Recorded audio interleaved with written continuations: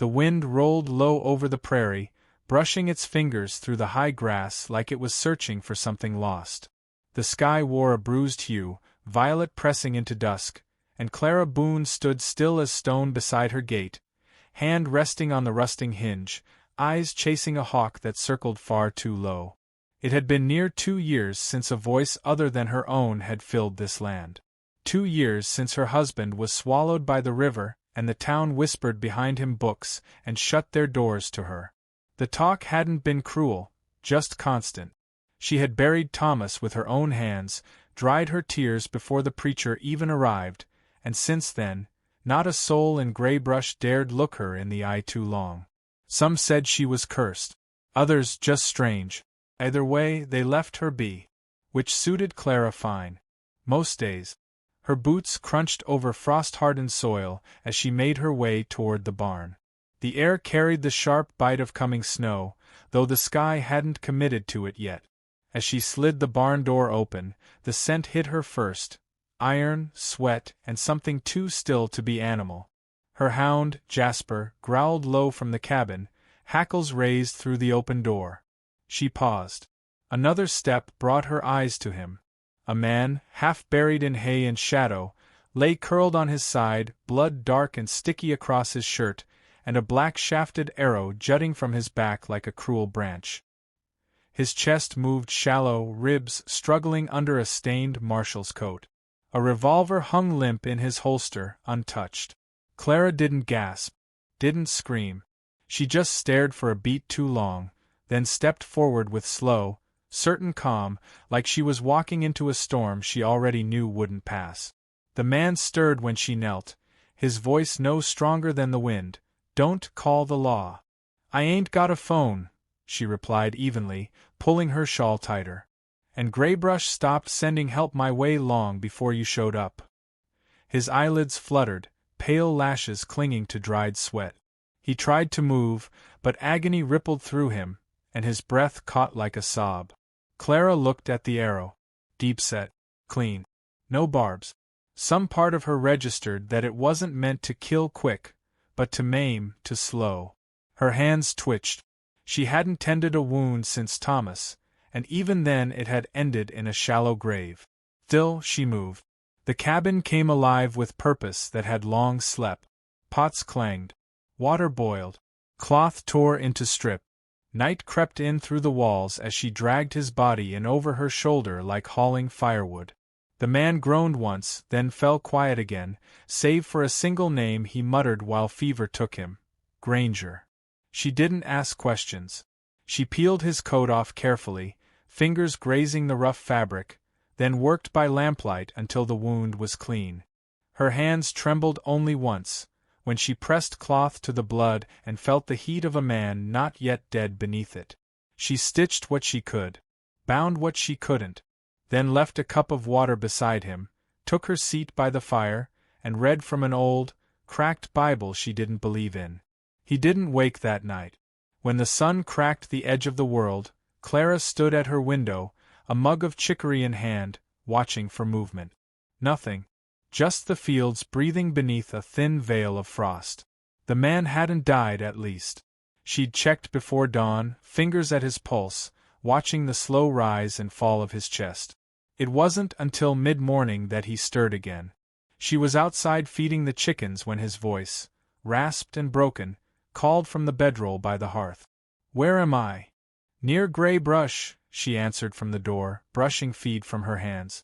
"But not close enough to matter." He looked at her, jaw clenched with pain and suspicion. His eyes were pale, almost colorless. Not quite blue. Not quite gray. The kind of gaze that saw too much and didn't forgive easy. "You pulled the arrow," he said after a pause. "Seemed wrong to let it fester," she said. He tried to sit up but hissed through clenched teeth. She didn't move to help him. "I'm Marshal Eli Cordell," he finally offered. She gave a small nod. "Figured you were someone once.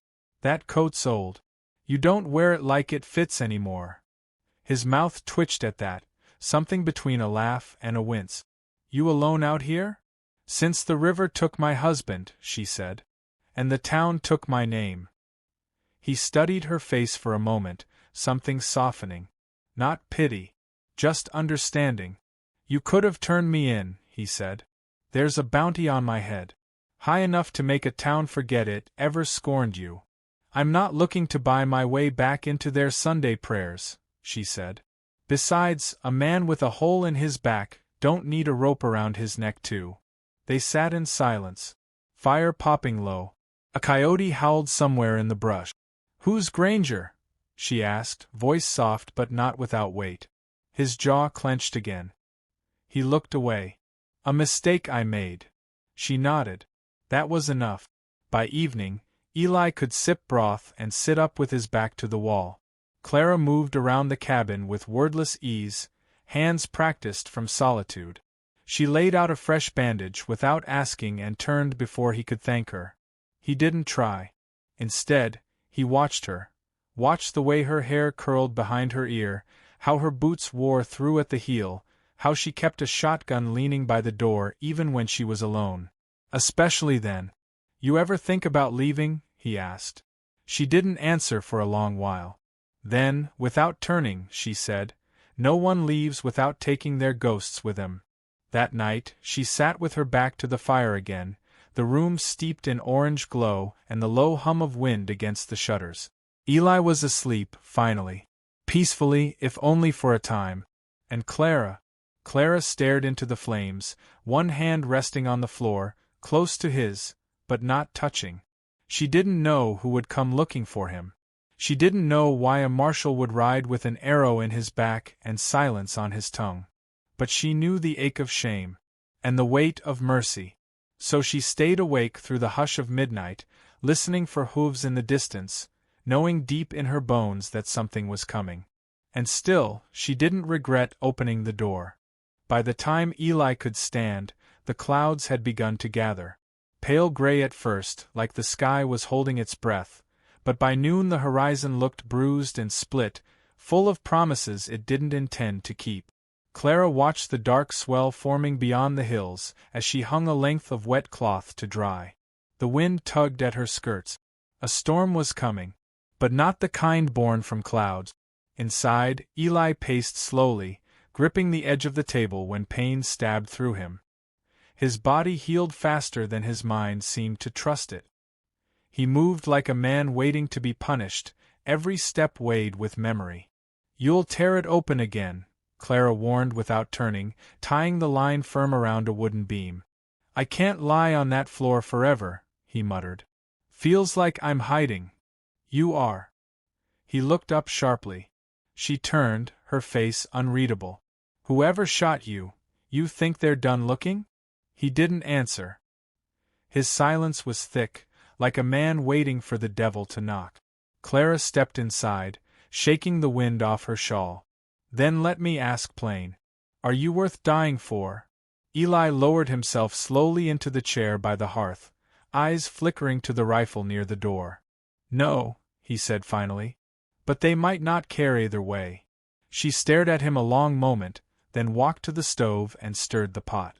Whatever judgment she held, she kept it to herself. It was late afternoon when they came. 3 riders across the ridge, dark outlines framed in a wall of approaching dust. Not lawmen. No insignias. Just broad shoulders, wide-brimmed hats, and the look of men who traveled with their own justice. Eli saw them from the window and went still. They found me, he said, voice low and full of old weight. You know them? Holt Granger, he said. And the Morley brothers. We served together. Rode Marshals out in Tucson. Till Holt started pocketing gold and calling it spoils. I filed the report. They got kicked. I got a target. And the arrow, she asked, was mercy. They wanted me slow, not dead. So I'd feel it coming. He reached for his revolver and checked the cylinder. 1 bullet. A pitiful sound as it spun. I won't let them take you, she said. He looked up, surprised, maybe even embarrassed. You already did more than you should have. You don't owe me. It's not about owing. A knock at the door interrupted them, polite in a way that made the hair rise on Clara's arms. Granger's voice followed, too smooth, too familiar. Afternoon. We're lookin' for a wounded man. Says he might have come this way. Clara stepped onto the porch, shotgun balanced in both hands. The wind whipped her coat behind her like a warning. You're on my land, she said.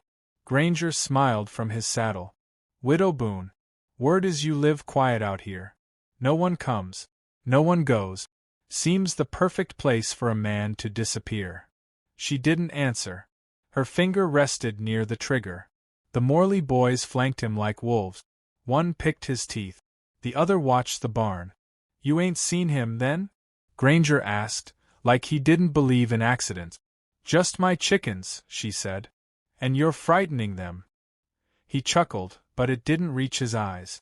Well, if you do find someone bleeding, Marshal or otherwise, there's coin in it for you. Good coin. I don't need coin. Don't we all? She didn't blink. I'd be careful, she said. My husband's ghost walks these fields. Doesn't like visitors. The Morleys shifted. Granger's grin twitched. Fair enough, he said. We'll ride on. She watched until they disappeared down the ridge, dust rising like smoke behind them. When she stepped back inside, Eli stood near the window, breathing hard. They'll come back. Yes, she said. You should let me go. Ride south. Led them off. You won't make it 3 miles, she replied. And besides, they already saw you. I won't be the reason you get hurt. She stepped close then, voice quiet but steady. You're not the reason. They are. He looked at her, truly looked. For the first time since the arrow, he didn't seem like a dying man, or a hunted one.